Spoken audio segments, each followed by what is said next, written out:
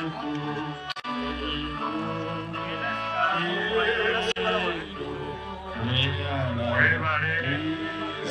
abamuntu sigale, nsaba abamuntu sigale, tugendeko n'abantu batono abagenda ku ntaana. Nsaba abasinga tusigale, n'abamawulire tusooke tuyiteko.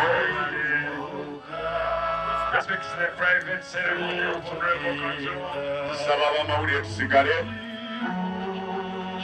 Abaana be bapeyinga last respect eri kitaabwe. Abaana basinga okutuuka kimweta eno tebayita private burial ceremony. Kamuwe family chance ebirungi ebiri omwana waayo n'ekiti. Last touch of their father.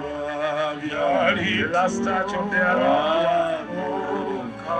The last touch on our hero Kato. Farewell to thee, Kato. Thank you very much. You've run your race. You've run your race.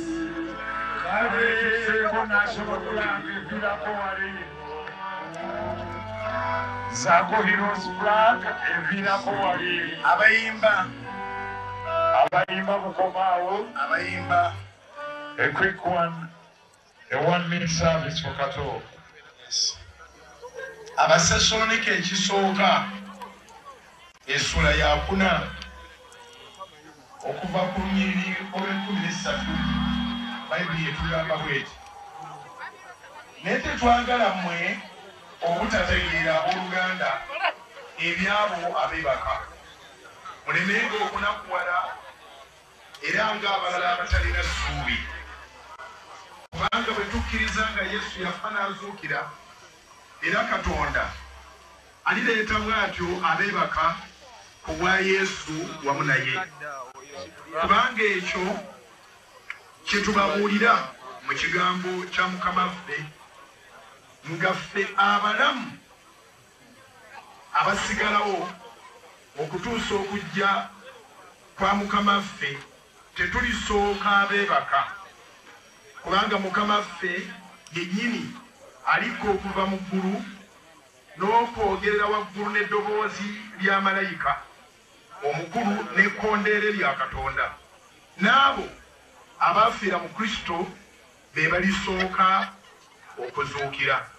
Ebyawandiikibwa bino byogera nga birabika nti bitugamba nti Yesu asobola okudda olwaleero, naye bwadde olwaleero kuffe abayimiridde tewali asooka Pawulo Kato kulaba Yesu. Abafu abafiira mu ye, Bible description gyetuwa egamba abeebakira mu ye be balisooka okumulaba, olwo naffe abalamu ateruke tumusinkane.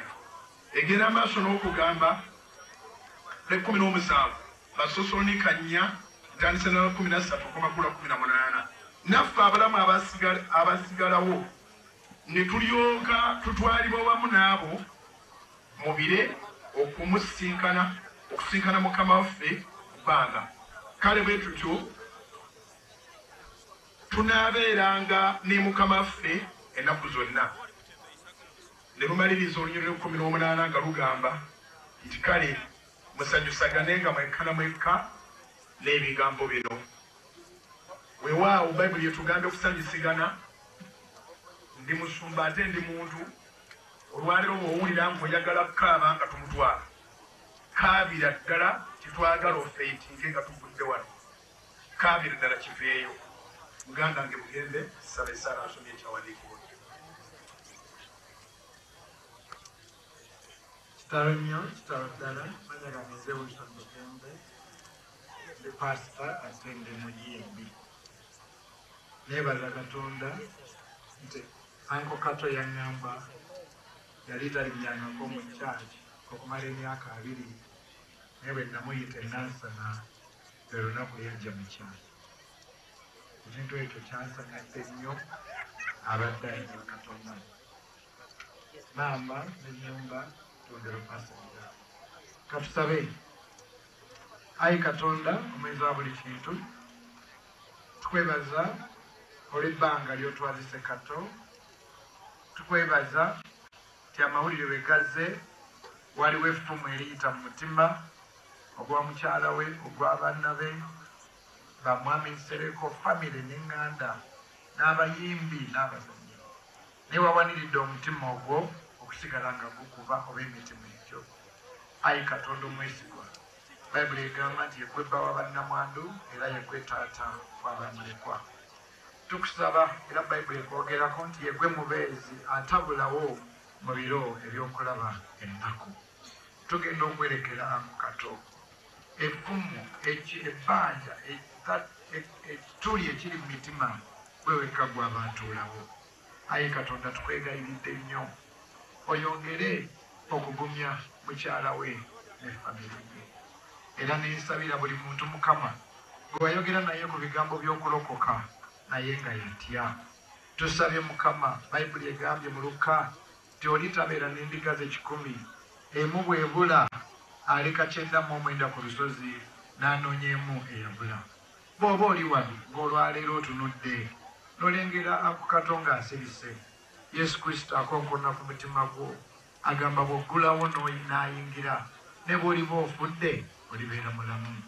Era nsaba ffenna wamu abatya Katonda tuddemu ebigambo bino tugambe nti ayi Mukama olwaleero nange nkwadde obulamu bwange, yongera okunkuuma naye bwe ndituuka okufa omwoyo gwange nguwadde Yesu.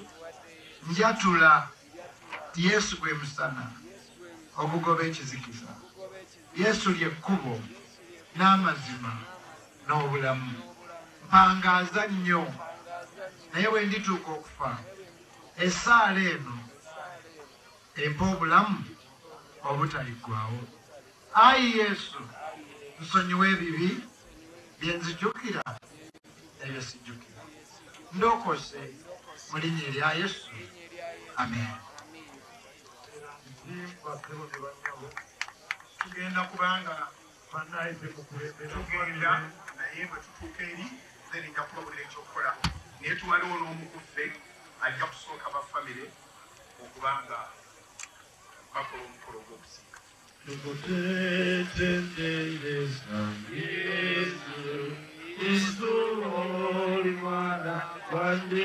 Pulezidenti ne Katikkiro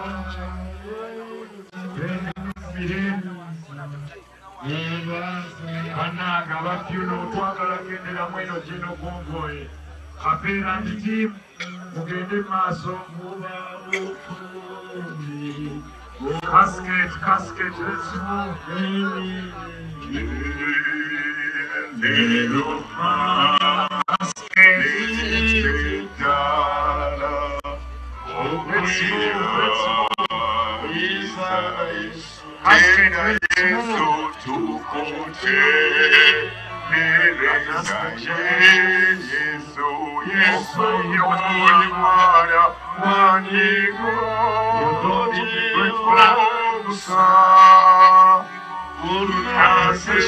remember you.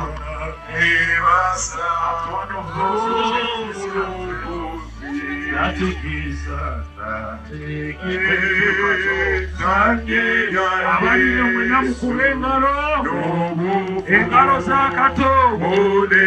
don't stop clapping.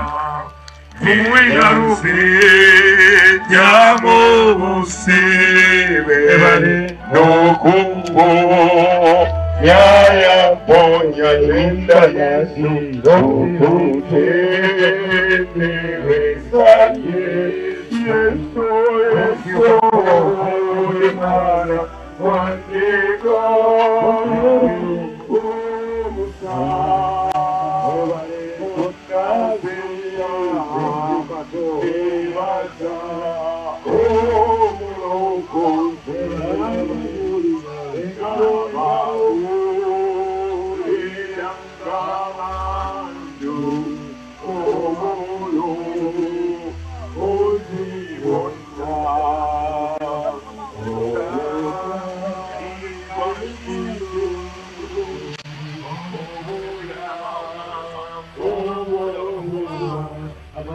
Thank